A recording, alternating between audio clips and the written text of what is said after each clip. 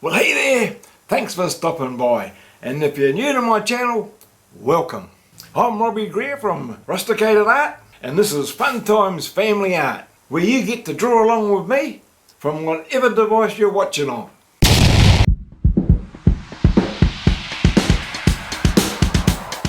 Now, if you're a homeschooler and subscribe to my channel, please feel free to use my content in your class, and I know some of you are already doing it, and that's great. The only request that I have is that you be subscribed to my channel. Give me a like, leave a comment, and if you have any questions, leave them in the comment section as well, and I'll do my best to answer them. I'm here to help you as much as I can.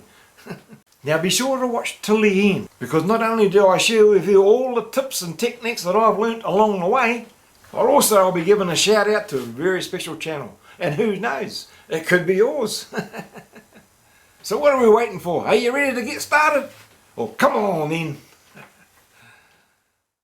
Now, so what I want to do to start, well, I'm going to start from the top and work down. So we're going to put in a nice sky, and we'll put in maybe a couple of skyline trees or something, a few bushes on the hill there, and a bit of grass, and then we'll see how we're going from there. Now the first thing, I'm going to use a little top here, 3.5 centimeters. We'll use that, and I'm just going to put a little outline. Well, it's so it's sort of just coming over the hill or going down, one or the other. Just a little, very light outline like that. I'm now going to get my little craft knife. I'm using, this is a 4B. This is a graphite woodless pencil. I just use this for doing this sort of thing. So we're just going to spread a little bit over here. Not too much. That should do it. Now I'm going to use a bit of kitchen towel. Do this end first, I think. So we're just going to rub a little bit. Now 4B is quite dark, so just want to get enough just to, I don't rub too hard, just enough so some of it's going to stay there. That's all. If we go over the edges, that don't matter. We'll rub all that off. Alright, so we've got that area there. Now, the next thing is to get rid of the excess, so blow that into the rubbish bin. And I'm just going to bring that around there a bit. Alright. Now we get our blue tack, take some out. We're going to put it in the cloud formations now. Yeah, like that'll do it. Put that on there and press on it, and then just go in here, twist it and pull up. Because mine's so old, there's a lot of graphite in it, so I forgot to get some the other day when I was at the stationery shop. Never mind. See how black it gets. But you can still pull it and stretch it like chewing gum, but not as sticky. See, that's white enough there to be able to take a bit of the graphite off. So I'm gonna just blend a little bit in here, just in different parts, just to give it a different tonal value. And now what we're doing now, because of this paper's got the paper has what they call a tooth. You can't see it. This is 110 GSM. Now that's grams per square meter. The GSM means grams per square meter. So this is a sort of a medium tooth. It's thicker than your normal printer paper, which is usually around about 80 GSM. So if you push too hard, it's going to go into the tooth, and you won't get the graphite out. Well, it's harder to get out anyway. So that's all right. I'm using my mechanical eraser because it's a little bit easier to get this out. And what we're going to do is just create some cloud. It's always sort of a bit of a wonder, is the dark area of the cloud or is the white area of the cloud? Because when we're drawing in a grey scale, so in a lot of cases what I find is that the darker tones usually is a reflection of the sky, and the white of the lighter areas are the clouds, because you can make it nice and fluffy, you know, like clouds. But then again, if you're looking at drawing like a really dark, rainy sort of a day, then it's the opposite. This is a very cloudy day for some reason. And of course the graphite, I mean over here, there's graphite. As I said in last week's video, the graphite gets everywhere. Because when you're blending it and rubbing it, you know, like for example just brushing away the crumb like that, that's spreading the graphite around too. So you just got to be aware of that. Alright, now the next thing we can do, we can give a bit more detail to the clouds. So I'm going to use but I'll just use a 2B here because we don't want to do too much on it. So for example, we want to put a bit more detail in the clouds. So where it's sort of a bit darker there, I'm just going to go in there and just put a bit more graphite down. I'm just showing you how to go about it. We're not going to do the whole thing, because once you know how to do it, you can just create your own little scenarios. Just going in here like that, and then I'll get my little blending brush. So you just want to make it a bit soft. Just pushing it back, pushing it around. Still want to take a bit more out, make it a little bit wider in here, or lighter. We don't overdo it. In some places it sort of does tend to look like it's a lot whiter. Remember, we're dealing with contrast, and all contrast is opposites. Dark and light, horizontal and vertical. These are opposites. Positive and negative. It's an opposite. It's a contrast. But when we're talking about in tonal values, light tones, mid-tones, and dark tones. And that's how we are able to make a grayscale drawing stand out. How to make it three-dimensional, just by using different tones. And of course you have different kind of leads.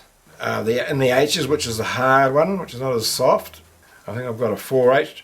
I don't know, I might have a 5H. That's about probably as far as I go. Not that I use that very often. And you've got an HB, which is sort of the medium, the middle of the road. You can use an HB just about to draw anything really, depending on how much detail and effects you want to put in. I might just make that a bit darker in there. You get the idea. And another thing too, I always say, is take a photo of a cloud and just practice on that. You don't have to make it perfect. I mean, if you look at a cloud, you always notice if you're looking at that line there on the grass, looking up at the sky and that, and you see all sorts of shapes of clouds, don't you? But they're changing all the time. One minute you can see a man's face, the next minute it's turned into something completely different because it's moving. And all you really want to do is just learn how to make them look like clouds. That's all we're trying to do. And generally they're sort of soft and fluffy looking. And you can have a lot of fun and a lot of enjoyment from just sitting there drawing away, and it's amazing what you can sort of come up with. Just going to take the hard edge of the sun away. Just dabbing away softly there. It's just taking out the darkness. We don't really want to see that because you wouldn't see it normally. So I'm going to just go here like this. Go around this like.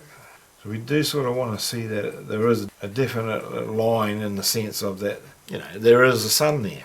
So we just go like this.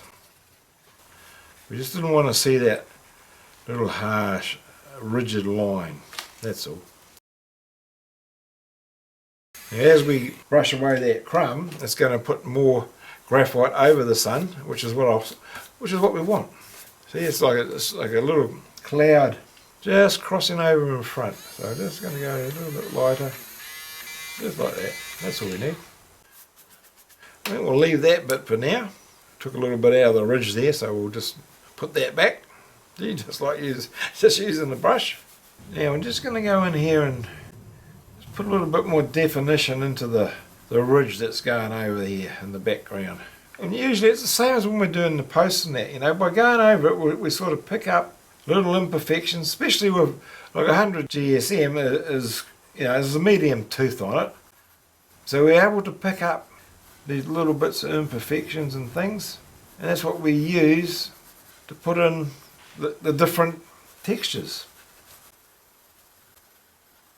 For example, see here, look, there's a bit of a line coming down. Well, I'm thinking, let's put some, a tree or something there, or some bushes. Here, look at this. Just little squiggleisms. There's no detail, it's too far away to see any detail, but we can make out the shape of a little, what's the word?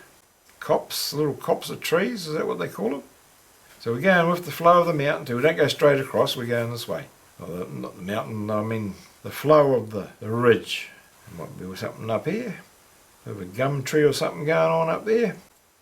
We don't want detail. Remember that? It's way up in the skyline. But you can work it out that there's a tree or or whatever is up there. That's all we need.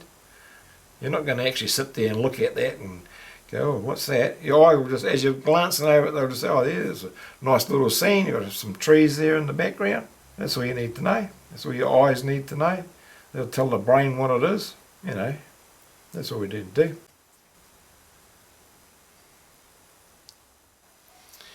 Now actually, I think what we're going to do a little tree, a little bush behind here, because you'll find with most of these little cottages, what I've noticed, is there always seems to be a tree either behind them or in the front, and mainly because of the harsh climate here. I think a lot of it's to do with just providing shelter from the sun. So what we're going to do, we're going to make just a few little cloud-like. We don't go too big. Look, just keep it small, like this. Exactly the same. If you've been following along, exactly the same how we did the bushes, and it's just going to be a little bit bigger. That's all, just like that. And then we go in here, and I just do little squiggleisms like this, just little round circular motions, just one at a time. All right, now we go to the next one. Now this is just the underdrawing of the bush or the tree that's there. We're going to put some detail in. But first we'll just lay down the underdrawing, just putting down the graphite. And over here. Holding the pencil on its side. And I'm using an HB pencil for this.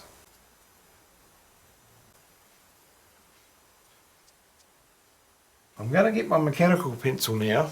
It's an HB as well, but I just want to use that because I get a bit more detail. Because, you know, with these trees, they come in like that, but I always like to come out because the branches, it's not perfectly round. This is a tree that's out in the paddock, but on the house, it hasn't been trimmed or anything. So you've got your little bits like this, look, sticking out, branches and leaves. And we're not going to be putting in too much detail because it's behind the house, so we don't see all that much of it as far as detail goes. Go around like this. It's just quite random. See, I'm just sort of going all over the place. It's going to be a bit darker in there because this bush here, or this cluster, remember they're in clusters. You've got branches like your fingers. So it's a bit darker there because that's behind. You can see here we go, look. That's enough to tell your eyes, that tells your brain that it's a tree. Now as we come down here, there's no point in filming all of it because it's just exactly the same, the whole process. But down here, so we can come out a little bit now. You can have a few branches coming out. You know, then that's how it would be. So we're just doing our little scribbleisms. It'll be darker by the side of the roof there. And down here be a bit darker. Because the light's coming from here. Here's the sun. So all this is going to be lighter than inside. It's the same as there'll be a bit of shade over here, but we'll get to that. Now I'm turning what you'll find with the mechanical pencil, you've got a chisel edge. You can't see it, it's just too far away, but the chisel edge, and unless you keep turning it slowly, which a lot of artists do, so that it keeps the point the same, I tend to keep it on one side, so one side's flat, which means the other side's sharp. For example, here, it's on the flat side. But if I want to do something with a bit of detail, I'll turn it around and see how that's a lot sharper, whereas that there is a lot flatter. You'll feel it. So now what I'm going to do is I'm going to go back in with the sharp side and we're going to put in some darks and some lights. And these are going to be like where we've made our little cloud-like shapes to start with. Yeah, you just put a few branches shooting out here and there. Squint your eyes, that really does help. Because what that does, it enables you to be able to block out detail. And you can only see the tones when your eyes are squinted. And that really, really does help to find out where to put the darks and the lights. Well, maybe we should come out there a bit. Be a bit more symmetrical. I'm not going to bleed that, but I might just come in here and just with the blue tack and just take a little bit out here and there, especially towards the top where the sun's catching it. Now I hadn't intended for this video to go on for so long, so I decided to finish it here. Well, thanks for watching. You made it to the end. And I hope you enjoyed it as much as I enjoyed sharing it with you. And I'd really love to see your artwork. And you can either send me a pic through Messenger on my Facebook page, or send me an email. And you'll find a link to my email on my YouTube home page. And if you look along the top there, it's got videos and playlists and what have you. And at the end, it says About. You click on there, and just down a little bit, click on a little link that says Reveal or Show Email Address. And the other thing too, if you are a homeschooler, schooling from home, share it with the other homeschoolers that you know, because that would really help my little channel to grow, and also enable me to produce more videos with this type of content. Now this week's shout out goes to another channel I know you're really going to enjoy, and it's called Play With Me. Here it is. Here it is here. There's Courtney. Now, among other things, she has some amazing drone footage. Her and her family, they go around the countryside taking beautiful overhead drone shots of old castles and buildings, mansions, and it's amazing. Honestly, it seriously is. She's even got videos there of seagulls attacking the drone. Wow. And of course, one of the other things too is that, which I never even realised, is things like power lines. You can't see them when you're up there flying around, or when you're down there and it's up there flying around. No, you really will enjoy it, I tell you. And she's also got quite an extensive playlist. And one of those playlists, she's got a book. Yeah, she's got her own book. Now I'm going to leave a link down below in the description to Courtney's channel, Play With Me. So check it out. I know you're really going to enjoy it. Well, that's about it for this week. And remember, a family that draws together stays together. And if this is the first time you've been here on my channel, on my Fun Times Family playlist, I suggest you go back to the beginning, check out the playlist. I'll leave a link up here, and that way you can watch it right from the beginning. Alright? Anyway, well, thanks for watching, and we'll see you in the next one.